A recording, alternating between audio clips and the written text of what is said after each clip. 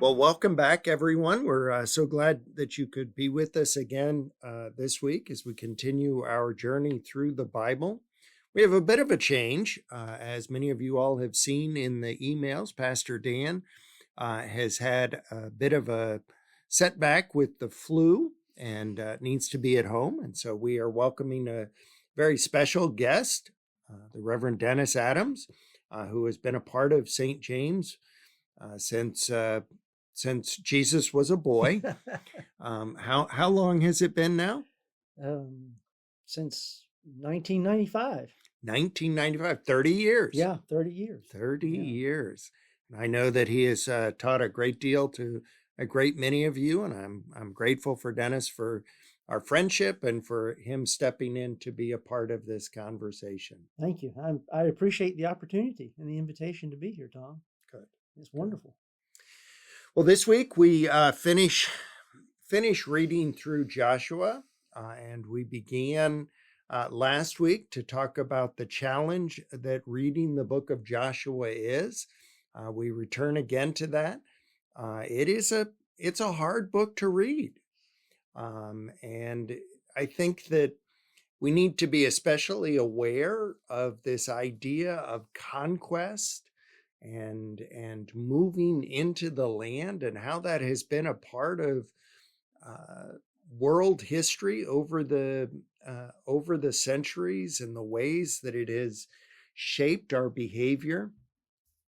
In the 15th century, Pope Alexander VI granted the Europeans what came to be known as the doctrine of discovery, allowing Europeans to take control of land.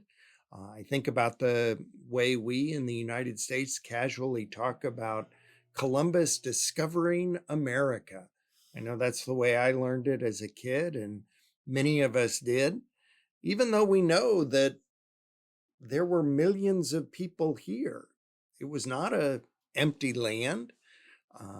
And that's the experience that the Israelites had. They moved into a land that was already occupied. People lived there, and we read through the book of Joshua, this sometimes dark part of our history, and we need to live with the tension that is there.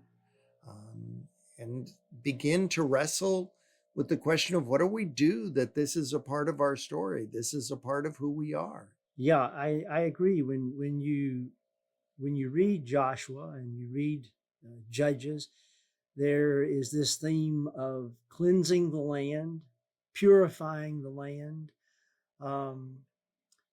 removing the people who are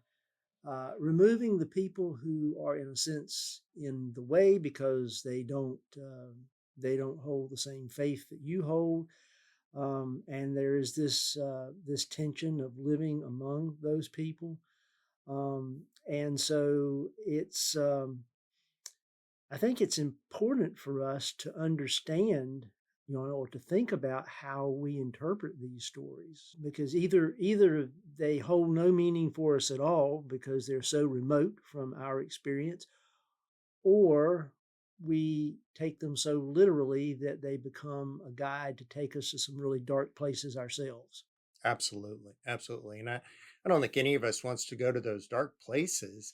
And at the same time, we need to wrestle with this question of what does it mean for us to live with neighbors that do not share our values, our understanding of the world?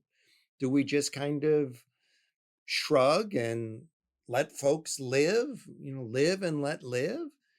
That seems dangerous if we actually believe that somehow or other this faith forms a reality that makes a difference. And as the history of the Israelites moved forward, this tension became a problem for them. They were snared, I think is the phrase that gets used often in Scripture, by the temptation of of idolatry. It's a difficult place to live in. The tension that is expressed in these stories from Joshua and Judges.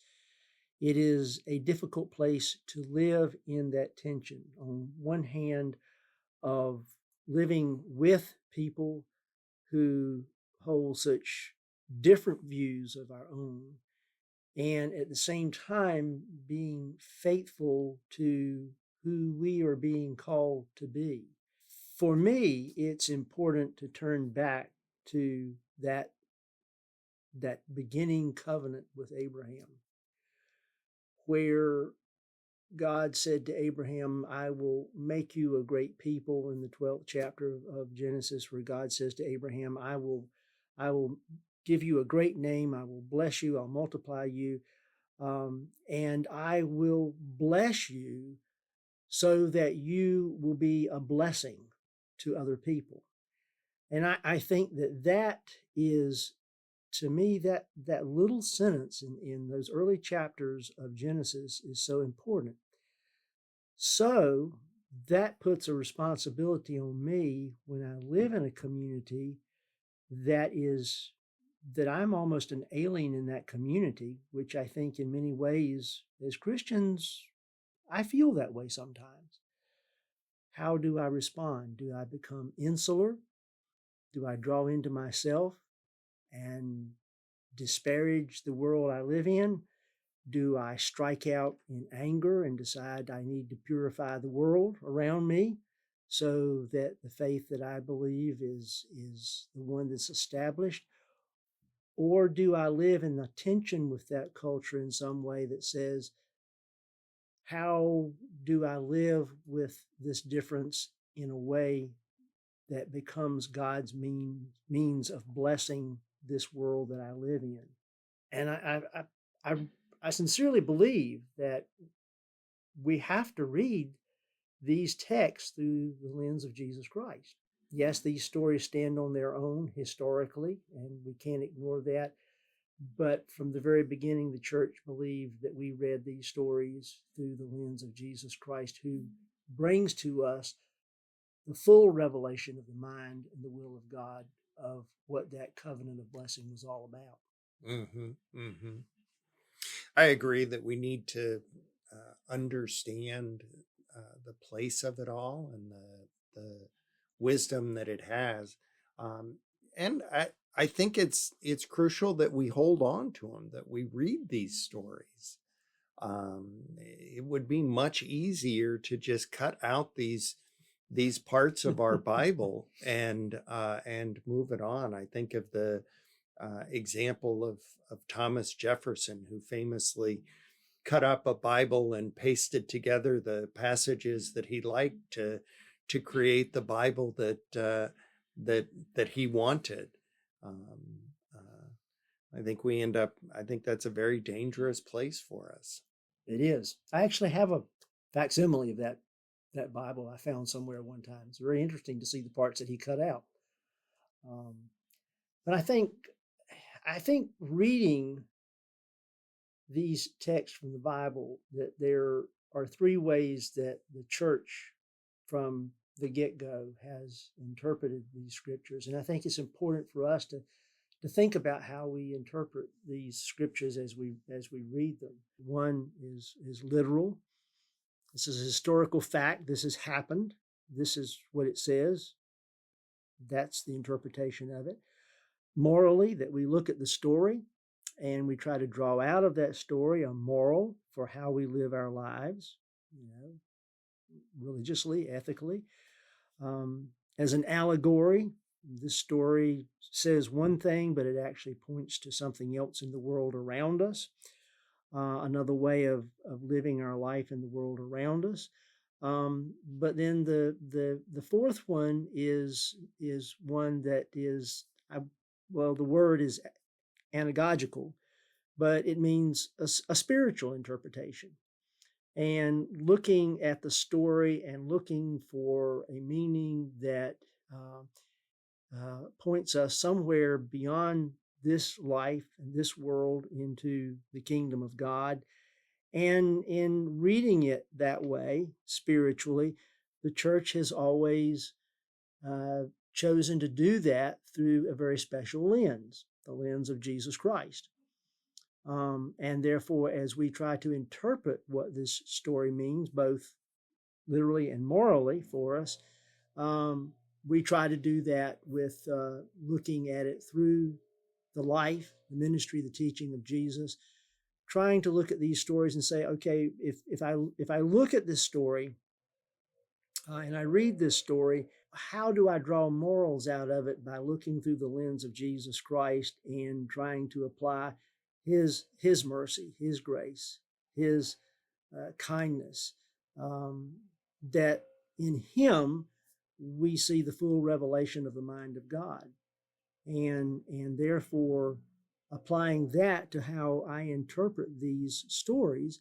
And when I do that, I realize that in reading that story, I see how people have taken their very special relationship with God and sometimes done some very destructive things with them. And how it can lead me to do that if I am not being guided by the Spirit of Christ as I interpret those things. And so then you would say that the task is in that blessed to be a blessing from Genesis, to understand that while I do live in a world that may or may not share all of my values, my challenge is to be a blessing for my neighbors. Yeah, I would say that. And I would say that if I read that through the lens of Jesus, rather than trying to force myself upon the culture or change the culture to meet me, that what is going to call for me to do, to have some to live sacrificially, that culture may not bend to me, but my responsibility is still to live in such a way that I will be a blessing to that culture, and that I will make God's will of blessing known to people who may be very antithetical to that whole message. Right. Yeah. Right. I think it's also important to remember when the stories themselves took form, the way that they came to be on the paper that is in front of us, if you will. The story of Israel continues from this moment, moving through the period of the kings to the time of the exile. And it was from the perspective of the exile, looking back, that they began to record these stories. Yes. They began to think about the question of how did I get here? Why am I here? And I think that's what gives form to the foundational stories that are there. I'm not saying that they were invented out of the exile by any means. What I am saying is that the people that were in exile in Babylon and wherever the missing tribes went from Assyria, that they took the stories that they had always known and began to tell them or look at them through the lens of, how did I get here? Mm-hmm. Yes.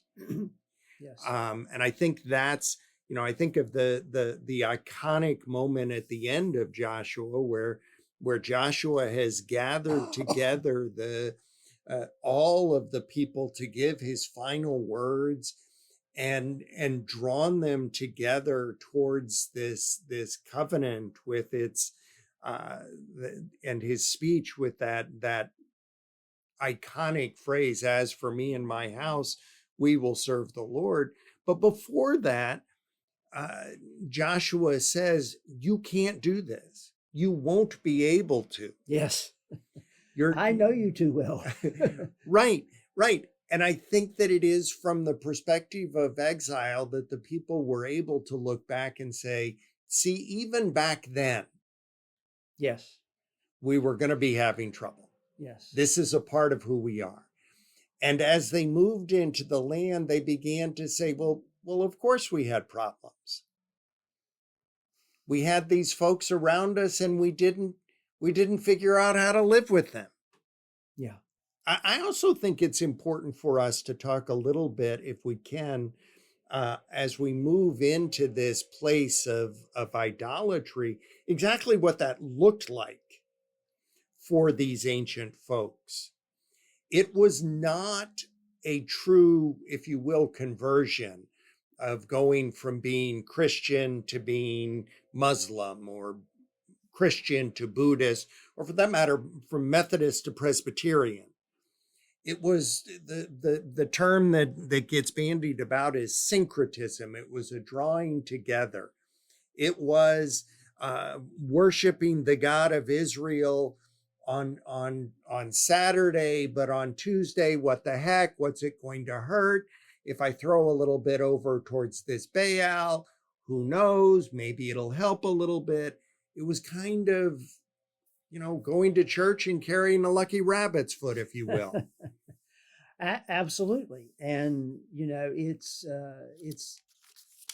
it's important to recognize that in this idolatry, as you say, it was not a complete rejection of Yahweh. It was not a complete rejection of the God of Israel. We still have the God of Israel, but he is on a par, maybe a little higher, maybe on an exact par of the Baals of the Canaanite religion.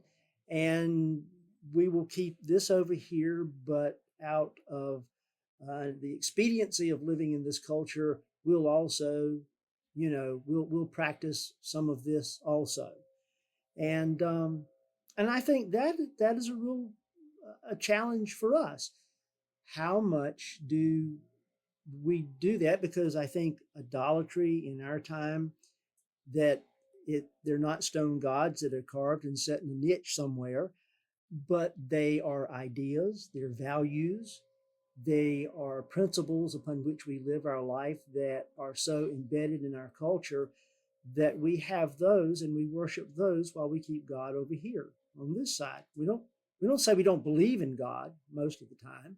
Well, many times we say we believe him, but we're not really going to practice the teachings that we see embodied in Jesus Christ, because that's just not practical. We will keep these other gods of the culture that we live in, and we will follow those. Even if we're good church-going people and we go to church on Sunday and worship God, when we leave, we practice an entirely different religion. Preacher, you done gone to meddling, and that's probably going to get us in trouble. Well, we move out of Joshua into the book of Judges, and I think that as we go into Judges, we see a repeated cycle over and over and over again.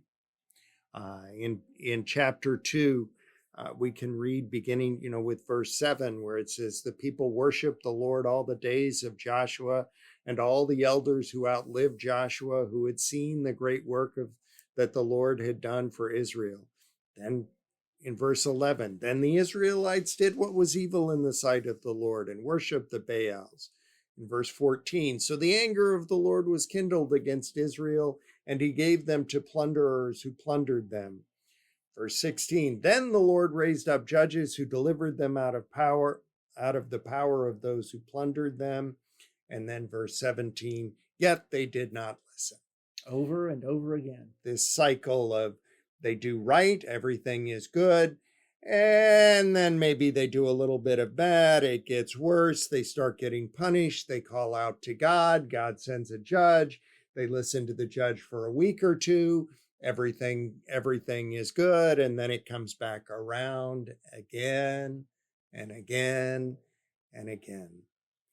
And even the judges themselves, they may lead them and they may, bring them back to God, but even the judges themselves, some of them, pretty soon they themselves start kind of feeling their oats and doing their own thing and become displeasing to God.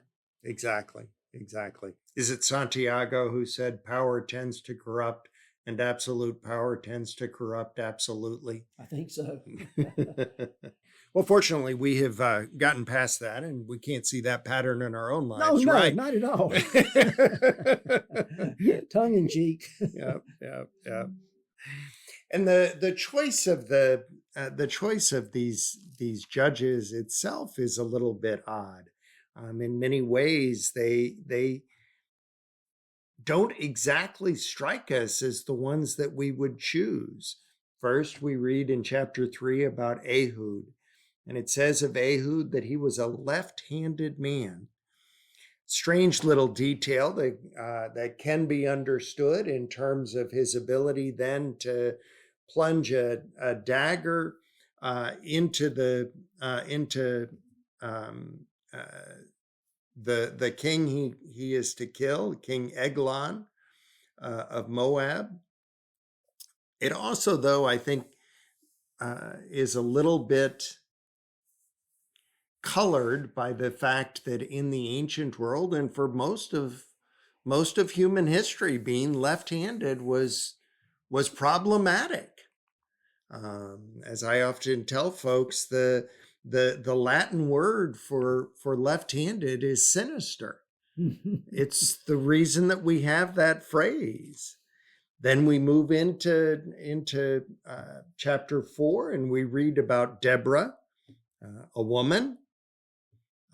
One of the interesting things, I think, is there's no indication that anybody had trouble with Deborah being judge. It doesn't say anything about how she got to be judge or why. It just simply says she did judge, and everybody was good with it. Yeah.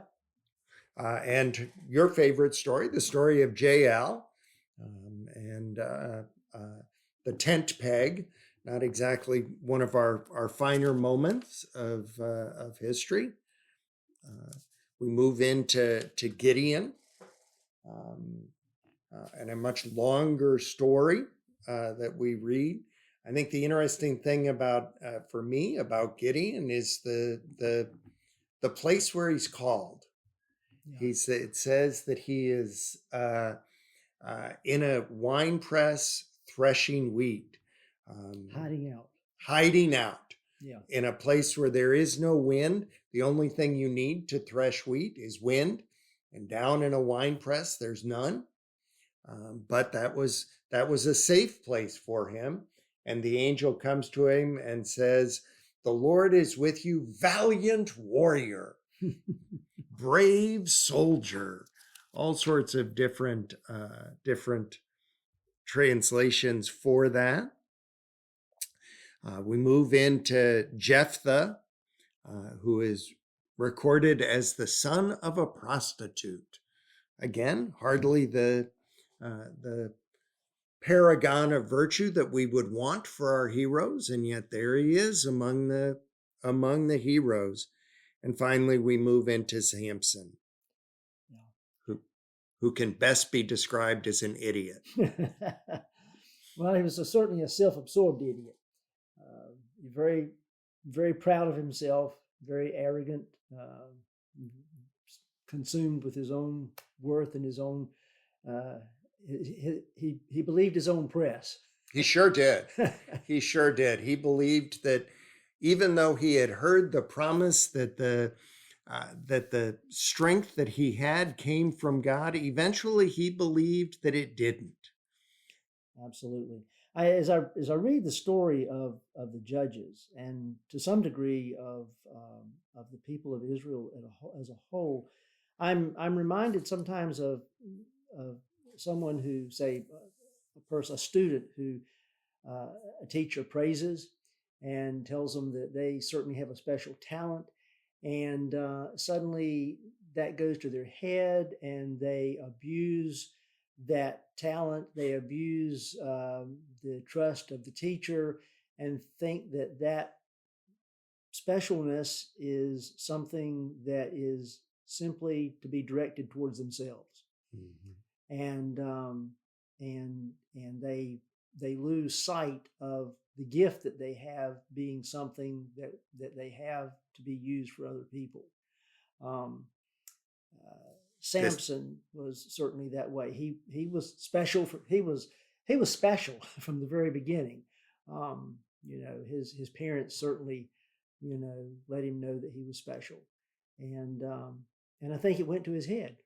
Oh, clearly, clearly. As I said, he began to believe that the strength was his own. I mean, that's the only way I can make sense out of the fact Mm-hmm. that he lies to his wife 3 times. She uses it against him.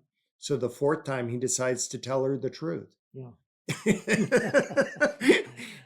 That's a special kind of stupid. It is a special kind of stupid. Indeed it is. Indeed it is. Jephthah, that story has always been interesting to me because when he just becomes so full of himself that I'm going to do this, God has called me and I'm going to do it, and to prove that I'm going to do it, that if God is behind me and I do this, when I come home, I will sacrifice the first thing that comes out of my house. The first thing that comes out of his house is his daughter, and yet he has made this egotistical vow that because of his own ego, he can't go back on the vow now. That reminds me a little bit of Herod and Salome. He makes this stupid vow that he can't possibly fulfill, or if he better beware of how he fulfills it. And and so he can't go back on that vow. And I don't know. So sometimes these people just really get full of themselves. It's a very interesting reading of Jephthah. Yeah, that the problem is the vow itself. Yeah.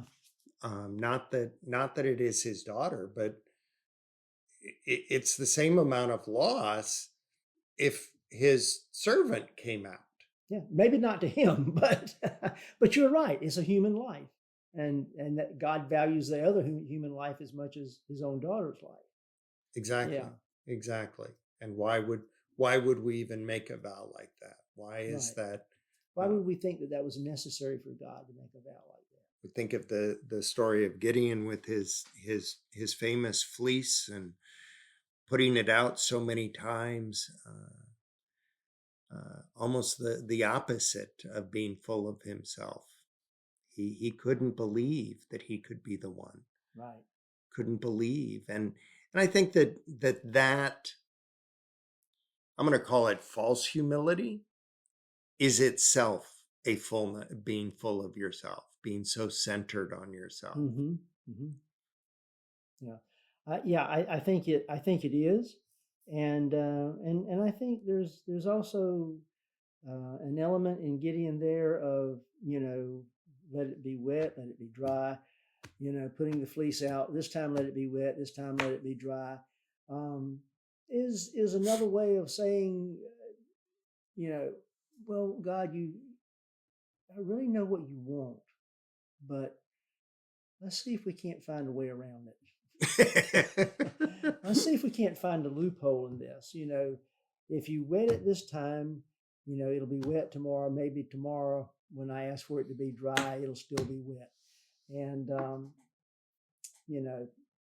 false humility, but also hoping that somehow or another we can find a way out of what God's calling us to do. A good word. A good word.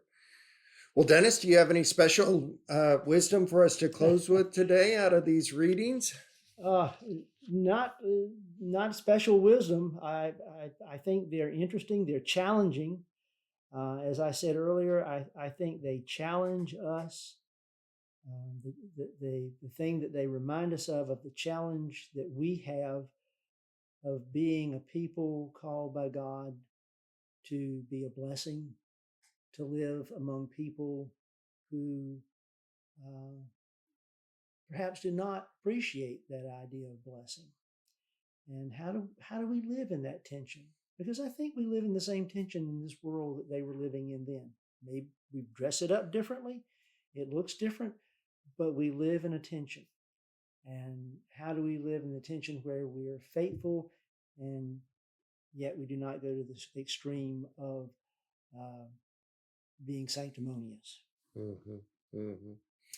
Well, thank you for being here. Thank you for being a part of this. And we will look forward to talking again next week and hope that Pastor Dan is over his flu and back among us. Absolutely. Thanks for letting me be here and be a part of this.